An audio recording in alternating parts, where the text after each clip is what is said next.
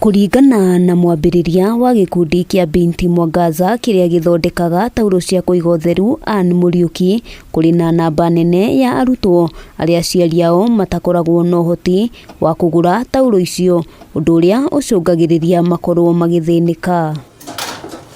Gĩkĩ nĩ kĩmwe gĩa itũmi iria Mũriũki atarĩirie ciamũgucĩrĩirie gũthondeka taurũ na gũcoka kũhe andũ arĩa matarĩ na ũhoti wa kũgũra, akiuga gũkinyĩria rĩu nĩ mahotete gũkinyĩra andũ makĩria ma 5,000. Muda huu uchumi umekuwa mgumu sana na watoto wengi bado wanaenda huko nje ndiposa wapase kujinunulia pads na wanajihusisha na maneno ambayo yanawaletea madhara kama vile wanajihusisha na unwanted sex practices. Hamwe noguo Mũriũki augĩte taurũ ici nĩ iteithagĩrĩria gũthaitĩra marĩa matũrigicĩirie, amu no ihũthĩke makĩria ma rita rĩmwe, kuona mũthondekere wacio nĩ ũkinyĩirie ikĩro iria ciagĩrĩire. Tukiwa tunawashonea wanaweza kwenda shule, hawezi kujiengage kwa marriages za mapema in sexual activities za maybe kujiuza waweze. Faith Kendi ni ũmwe wa arĩa makoretwo magĩthondeka taurũ ici,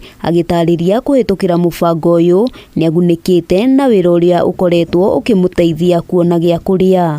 Juu wengi kabla ya usaidizi huo hawako wanaweza kwenda shule. Kwa hivyo tunashukuru kwa wawekezaji na partners wenye wanatusaidia kufacilitate hii mambo yote ya kushona pads na kuzipeleka mpaka kwa watoto wa shule, ndio kusaidia mpaka kwa girl empowerment through various initiatives.